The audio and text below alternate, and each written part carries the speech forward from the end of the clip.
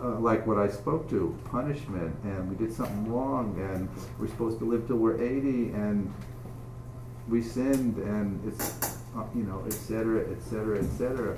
So how do you take all that out of the story? Well, that takes a certain amount of trust and vulnerability to the mystery of it.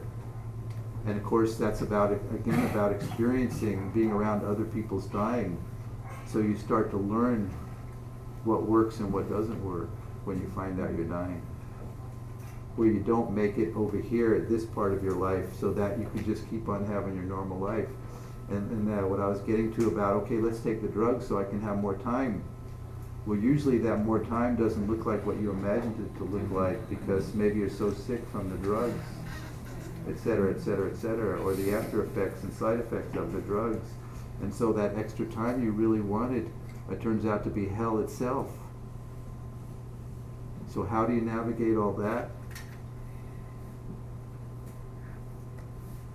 For me, I'm really working at staying out of these concepts about what it is. I don't know what it is for me. What it is for me is that I don't want to live with thinking other people die next week. And I took that so to heart that I had a bunch of we have a bunch of kids, and they'd say, hey Dad, I'm going to the movies tonight, and I'd grab them and I'd go, I love you so much, I just want you to know I love you so much. My kids got so sick of that. I was just like, I'm just going to the movies, So how do you do that dance to where we can still dance and laugh and be full into living and the preciousness of life, recognizing that we're going to die and we don't know when, and nothing around us is going to help us if we don't have something inside that's going to help us navigate it. At some point our friends won't be able to help us, and ultimately our body won't be able to help us. The thing we've had the longest, that we've put so much energy into loving, beautifying, hating, spending tons of money on getting skinnier or getting more muscles, or et cetera, et cetera, et cetera, is not going to save us. It's going to fail. Please. Well, you just said that it's something that was inside of you to help you. Did I mishear that you need something inside of us to help us? Yeah. That's what I spoke to. Like, what is your spiritual foundation, and is it real for you? Does it show up for you?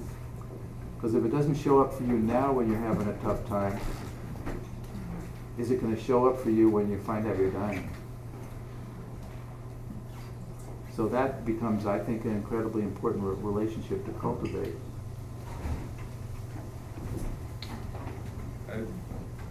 Go ahead. Well, it's not much of a step between that and a concept. No, it's absolutely. Although I have that relationship going inside of me, so it's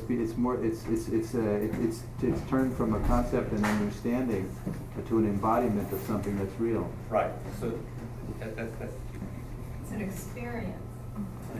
Yeah, a living truth that I'm not just talking about something. I'm telling you about something that's real for me, that is showing up for me. And the first step can be just your curiosity. What did you say? The first step, because people are looking for some way to practically put into practice what you're talking about after having done it for years, and a lot of people here are so new to this that it's fearful and wonderful.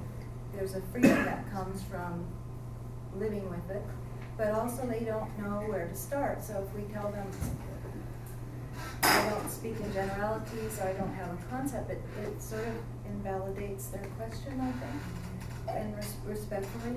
So the curiosity of even wanting to start looking at that and dialogue is a true beginning. Because then you start saying, well, maybe I need to think about this instead of waiting till I'm 80 and not 60. And if you think about cars, we always say when they hit about 90,000 miles, it's time to have things start falling apart. And I think in the human body, it's between 60 and 65.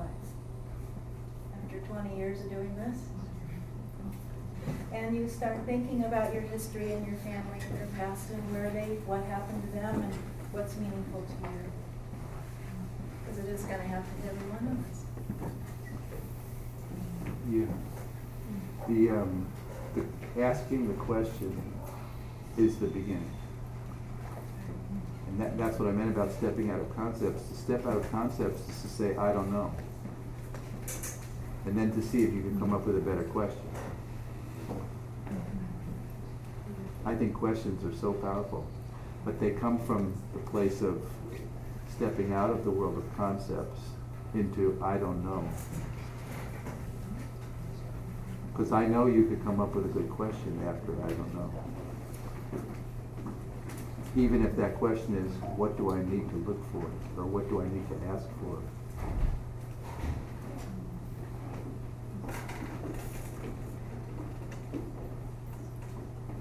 Does that make sense?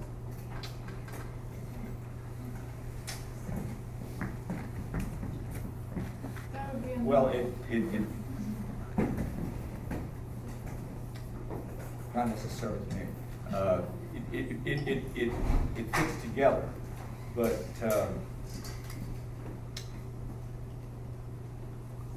divorcing ourselves from concepts, as you call them, but internalizing some sort of sense about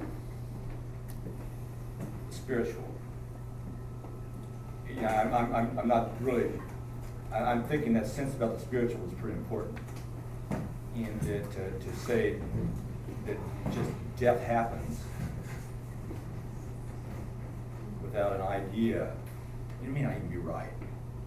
And there may be thousands of ideas, but an idea that carries you someplace with that. And being more open to other ideas, but not saying my own idea alone is right. But there are ideas about what happens. And that having that idea, to me, seems to be very important. Beautiful. I agree with you completely. It reminds me of the book The Life of Pi, or the movie, if you've either read the book or seen the movie. And at the end of the story, the person he's telling the story, after he's told both versions of the story, that there were either animals on the boat with him, or those were the captain and the crew of the boat, and he asked, and the person he's telling the story to him says, well, which story is the true story? And Pi says, well, which story do you think is the true story? And he says, the one with the animals on it. And he said, well, why do you think that's a true story? And he said, I like that story better. I resonate with that story. Yeah. And that's it. I agree with you completely, that you find a story that you resonate with. Yes. Not a story that is already the elephant in the room that you don't even know is playing on in you because the culture tells you a story, and the religion has told you a story, and the medical establishment has told you a story. All those stories are actually already working, right? So yeah, I agree with that completely. Fine, and I would say that's true for me. I found a story that works for me. Beautiful. Please. I had an interesting experience. I was with David, and we were out at Malheur Field Station, which is way out in the middle of Oregon, in the center of nowhere. And I was we were playing cards, and we were sitting there, and we had some wine, and during the whole time we were playing cards, I started to feel pressure in my chest, like I was being sat on. And I knew, I didn't really talk about it most of the time, but I knew in my mind, I was sitting there thinking, we're really far away. If I'm having a medical problem, there's no way I'm going to get out of it. So but the pressure kept getting heavier and heavier and heavier. It wasn't a pain, but it was just like I was being squished. And my vision started to go down, and I said to David, finally, I said, something's happening. I have this tremendous pressure in my chest, and I'm not sure what's going on. It was pretty, but I was calm the whole time. And I had a thought, is this how I'm going to go? Is this where I'm going to go? Is this how I'm going to die? I'm going to die right here out here in the middle of the, mosquito-ridden Meyer field station.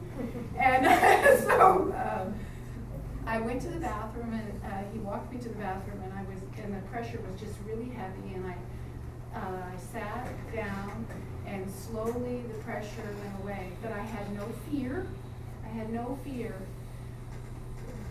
But I also have dealt with the fact that I don't believe I'm going to hell anymore. So I don't worry about that, and as I did most of my life.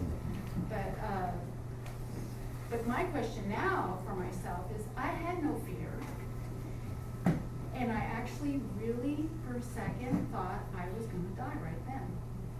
And I went to the doctor about a week after I came home, and she did a test and said I wasn't having, my heart didn't show that I was having a heart attack. She said that you were going to pass out, but your constitution was so strong and you were so focused, even though my vision went down to a narrow circle, that I didn't pass out. But I felt all of this. But now I'm thinking, well, if I got cancer, or if I was in another situation, would I have the same calm balance, knowing this is it, thinking that this is it? And I had thought about that a lot. Would I have that? Because I really thought that was it. I thought that, I even thought about my kids, died, out in the middle of nowhere, there was no phone call you could make to get anyone there. And it was just an acceptance. I accepted that this could be it. And it was fine for me to be playing cards with my, husband, and, that experience. That was a good time, and I remember feeling that, But the question, and I thought about it before, but many times, is would I have the same feeling? Acceptance and not fear, because I didn't have fear. Thank you. Yeah, it made me think of another piece I didn't speak to before, and that's the shadow. That's the shadow in the room. And the shadow shows up, and I've seen it in a couple of ways. Maybe we know somebody now had a stomach ache and went in for a regular checkup and found out they had 4th stage stomach cancer, et cetera, and they died 3 months later. And so some of the shadow is, gee, I have a stomach ache. I don't want to go to the doctor. But certainly we carry that. And then I'll show you another way. Tell you another way I've seen the shadow show up. Somebody gets stomach or liver cancer, and they die in 4 months, and they were doing everything on your checklist of what you thought you need to do to have a long life: spiritual practice, yoga, a right livelihood, positive thinking, exercise, lots of broccoli. Everything that you got on your mental checklist of what's going to keep you from dying anytime soon. And this person she had all those things checked off. And we saw community go into collective shock, because it was like, well, if that could happen to her, and she had everything on her checklist checked off, what about me? I have French fries every now and then, or whatever it is, right? Whatever it is. But that's part of the shadow then that gets carried around, but is often not spoken to. So it remains under the surface, but sure enough, there. And sure enough, shows up when somebody else finds out they're dying. Because really, we're all online. We just don't know where our place is in line. And this configuration right here is a unique configuration that will likely never get repeated again, and I may never see any of you again. And that's how it is. Right? Everybody you know is going to die. In 100 years, everybody on the earth right now won't be alive. Most of them. What's that? Most of them. We have some 100-year-old patients. Oh, okay. Yeah. In 150 years, probably nobody will be. So, there you have it. And that precariousness either becomes scary or becomes an opportunity to show up in your life all the way, because you may not have as much time as you think. But still, you want to plant trees for your grandchildren, and your great-grandchildren. I do. And you want to be able to still be able to dance and, you know, zone out on the couch when you need to. So that's the dance, I would say, in the precariousness and the preciousness and the fragility of it, because you never know when the last time you're going to see somebody is, or the last thing you're going to say to somebody. And I meet people that wish they could have seen that person one more time so they could have had a better conversation with them than they did. I had a big thing about I made a vow I'd never go into Walmart. That was where I drew the line. I'm never going to go into Walmart. And I went and visited a dying friend, and his battery had died in his phone. And he said, "Could you go get me a battery for my phone?" And I was like, "Yeah, sure. Where?" "Walmart." "No, I can't go to Walmart." But maybe they have them at 7-Eleven, and they didn't have them at 7-Eleven. And I did go to Walmart, so then I never came back to visit him with the battery for his phone, and he died before I saw him again. I was like, man, what's the big deal? So I made myself go to Walmart, because he's like, come on. I mean, there's a concept right there. I got stuck on that concept, right? I made that concept more important. And it caused you pain.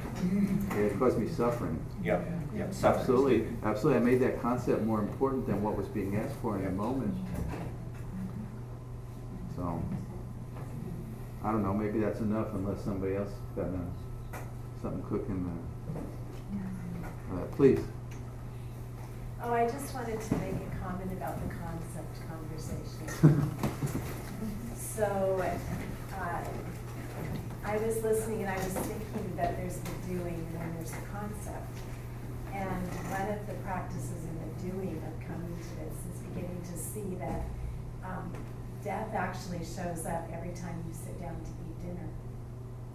And most of us don't have any recognition of that everything that's on your plate has died to come to you, to feed you. And so then you begin to understand that it's actually death that's feeding your life. And just sitting with that and having that become a practice, that becomes a doing, is to see that. Very nice. Beautiful. It's a beginning. Yeah, I say to people, well, what's dirt? You say, oh, dirt, that's kind of like little rocks, and oh yeah, what else? Well, dead stuff. Nothing but dead stuff, including Uncle Fred, and it's all there. Yeah, I mean, certainly, most of us have gotten so removed from the natural world that we think nature and the environment are out there. and that's why we're the culture that's dying, because it needs to die, because we've separated ourselves from the web of life, that we're not part of the laws of the natural world. But when you look out in the natural world, unfortunately I live a lot in the natural world, you see that nature's not out there, that we're nature.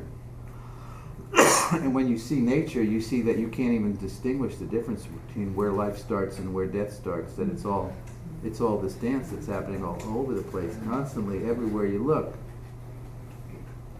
Now, is that a concept? No. If you go spend time in the natural world, it's right there.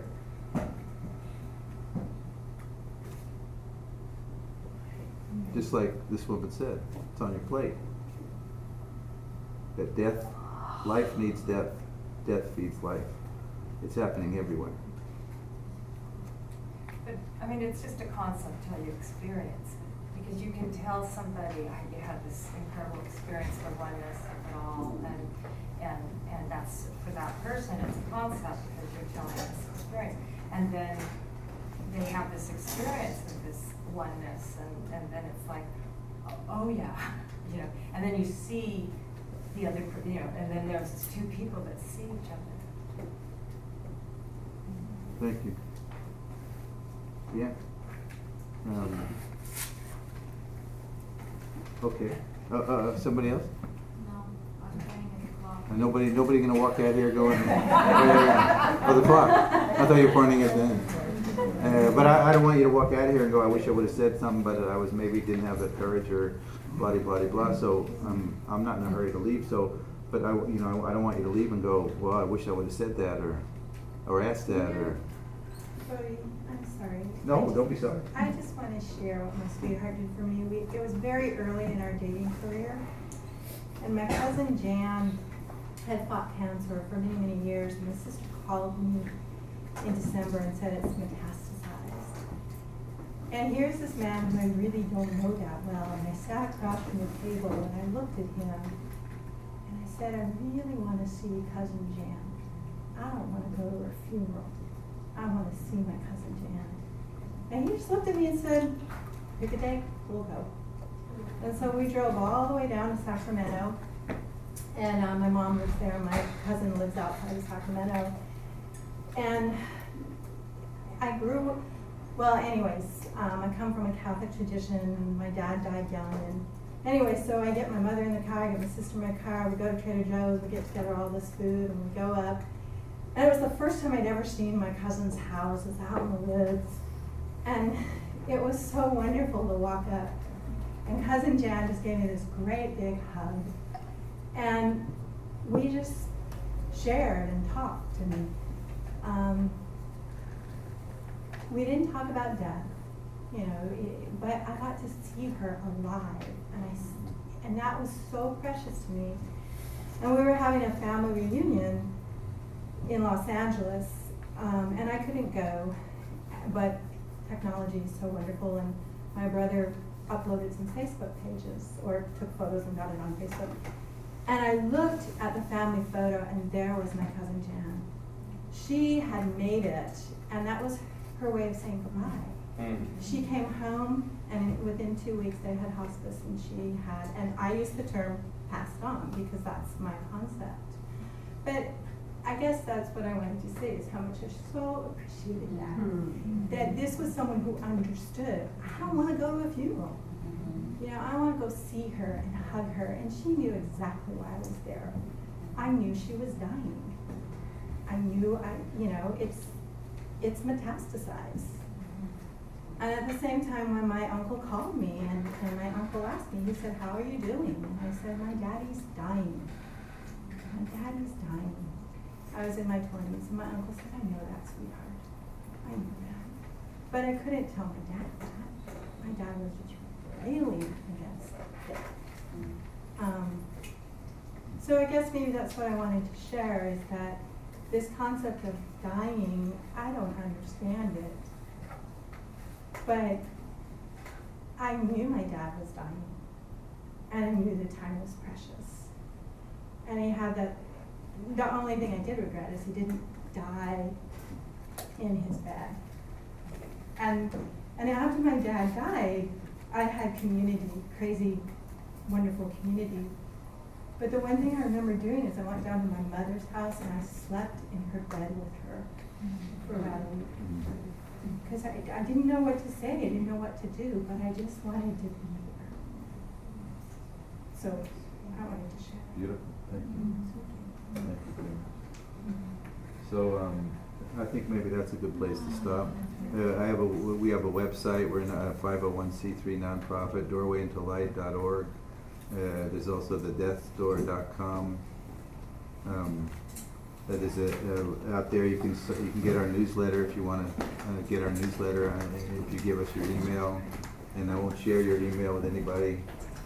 There's some brochures and information about what Doorway into Light, our nonprofit, is up to, and there's some things out there about the Death Store itself. Thank you very much for.